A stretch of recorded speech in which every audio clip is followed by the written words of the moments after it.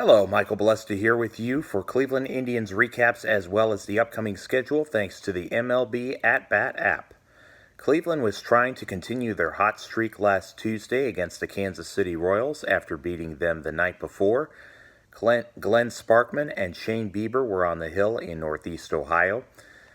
Oscar Mercado drove in Francisco Lindor in the bottom of the first for the game's first run. Bieber worked out of jams in the second and third innings. Jason Kipnis had a chance to add to the lead for the Indians, but flew out to center field with two base runners on. The Kansas City fifth started with a Carlos Santana error. It had a snowball effect as Martin Maldonado and Whit Merrifield recorded hits to give the Royals the lead. No more damage was inflicted for the home team in the frame, and they responded nicely in their half inning. Roberto Perez and Mike Freeman launched back-to-back solo home runs, and the score changed hands once again. Bieber was pulled from the game in the sixth after conceding a single to Cheslor Cuthbert with one out. Tyler Olson could not retire the first and only batter he would see. Lucas Duda hit a double to even the game at 3. Adam Cimber eventually would get the final two outs to give Cleveland another chance to try to recapture the lead. Kipnis drew a walk to begin the bottom of the sixth. After the next two batters were retired, it was time for Tyler Naquin to drive in his fifth long ball of the season. Sparkman left the game, so Scott Barlow came out of the bullpen. In the seventh inning, the Indians added another run courtesy of Santana. He more than made up for his early miscue with his 18th dinger. After Oliver Perez and Tyler Clippard set the table for Brad Hand, it looked like the Indians were on their way to another win. Hand did not record an out Tuesday, conceding a double to Maldonado, a single by Merrifield, and RBI for Nicky Lopez. Following that, an Alex Gordon grand slam hit loaded the bases. Hunter Dozier made it five straight batters with a hit on a grand slam and an 8-6 Royals lead. Nick Goody would strike out all three batters that he faced, but Cleveland had it all to do in the bottom of the ninth. With two outs, Mercado kept the game going with a base hit to the right side. He then took second without a throw. Unfortunately, Santana could not get a hold of another pitch to tie it with one swing as he struck out to end the game. It was Hand's first blown save of 2019, and his record went to 4-3. Olson likewise blew a save. The win went to Kevin McCarthy, who went to 2-1. Ian Kennedy picked up save number 10. Wednesday was a different story. Trevor Bauer was in no mood to mess around. He had 12 strikeouts in 6 2/3 innings. He gave up just one run and 3 hits. As for the offense, Francisco Lindor led off the first with a single and later swiped second. Santana's hit put runners on the corners. Kipnis flew out, but the drive was deep enough to give Cleveland a 1-0 lead against Jacob Junis and the Royals. Lindor was not done in the bottom of the third inning. He led off the frame with a double. Mercado's RBI single doubled the Indians' lead. An inning later, Jake Bauers picked up his 10th home run. Naquin also took Junis deep to make it 4 runs without reply. Kansas City strung together a rally in the 5th inning. After 2 quick outs, Humberto Arteaga, Cam Gallagher, and Billy Hamilton each picked up hits, the last one driving in the Royals' initial run. Nick Goody relieved Bauer in the 7th and picked up 4 outs.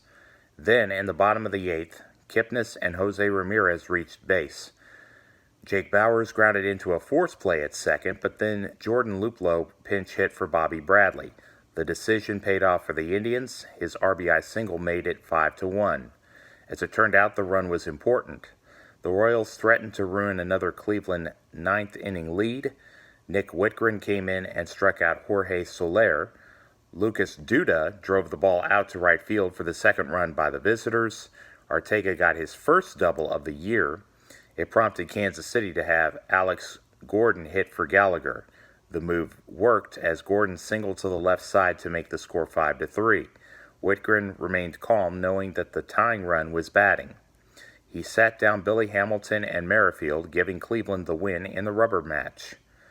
Friday was a long night in Baltimore. The Indians stranded 2 runners in the top of the first. The Orioles were able to get to Mike Clevenger.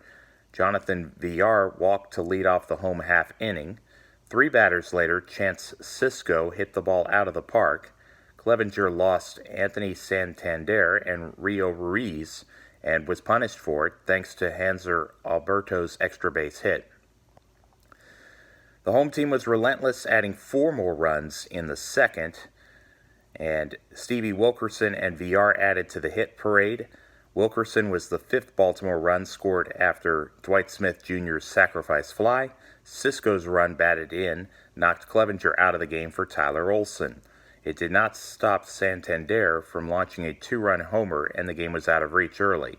Rio Ruiz drove in Trey Mancini in the 7th. Sisco and Santander had their fingerprints on the final 4 runs, giving the Orioles a baker's dozen for the evening. Only Oscar Mercado had multiple hits for the Tribe in a 13-0 defeat. John Means, even with run support, yielded just 1 hit in 5 innings of work to go to 7-4. Mike Clevenger, with the 7 earned runs, dropped to 1-2. Saturday was Groundhog Day in the state of Maryland. A bright spot in the game was a 0 in the first inning column for Zach Plesac. It included him picking off Jonathan Villar at first base. In the second, the Orioles would strike first. Sisco was awarded first base after getting hit by a pitch. Alberto recorded an RBI double after Sisco had gotten in scoring position following Anthony Santander's ground out. Unlike Friday, Baltimore separated themselves in the middle innings. They had a 6-run 4th inning. Santander and Renato Nunez each picked up home runs, while Villar and Mancini had doubles to build the margin to 7 runs. Plesac could not get the 3rd out, thus the ball was handed over to Clippard. Mancini's 2-out hit added another run in the 5th. A.J. Cole gave up a home run to Chance Sisco an inning later. Mike Freeman surrendered a long ball to Renato Nunez in the 7th, and Cleveland suffered a second straight 13-0 loss against a team in 5th place in the American League East. Sunday, it was time for the tables to be turned. In this case, the runs were at a premium, but Cleveland picked up 10 hits. I saw on the Fox Sports app Sunday that Shane Bieber had 11 strikeouts in a 2-0 win to avoid the sweep. So he went 8 innings, only allowed 3 hits. Bieber was able to pick off Dwight Smith Jr. at first base in the bottom of the first. Brad Hand got back on track from Tuesday's heartbreaking defeat. Hand struck out 3 batters, though Baltimore had the bases loaded. Brad struck out Santander to end the contest. As for how the Indians scratched out their 2 runs, it started in the 3rd inning. After the first 2 hitters were retired, Mercado got an extra base hit. Carlos Santana drove in Oscar against Gabriel Ynoa. The road team scored their other run with 2 outs in the top of the 7th. Mercado doubled to center field, then advanced to third on a wild pitch by Sean Armstrong. Once again, Santana singled, and Cleveland had mustered enough offense to get themselves over the line. The Indians sit at 45-38, 8 games back of the Minnesota Twins. The Chicago White Sox are 5 games back of Cleveland. Detroit 24 back of first place, and Kansas City a game back of the Tigers. The Indians, after a day off, return to action for 3 games in Kansas City. Tonight and tomorrow, the teams meet at 8 o'clock against the Royals. The finale will be at 1:15 Thursday. That's Eastern Time. The starting pitchers to start the series are Trevor Bauer and Jacob Junis. Mike Clevenger and Danny Duffy have a chance to even their record in the middle game. Zach Plesac and Homer Bailey could be a good matchup before both teams pack up for a road trip. Normally, Cleveland would play a 3-game weekend series, but because they have an interleague series in Cincinnati, there will be 2 games between the Indians and Reds. Anthony DeSclafani is the listed pitcher for the home team Saturday at 4 o'clock. Sunday at 1:10 will be the final game for Cleveland before they host the All-Star Game 2 days later. Please check out the Facebook group North Texas Browns Backers page and hit the like button for the latest updates there. The text of this blog is available at http://www.mjbalesta2blog.wordpress.com.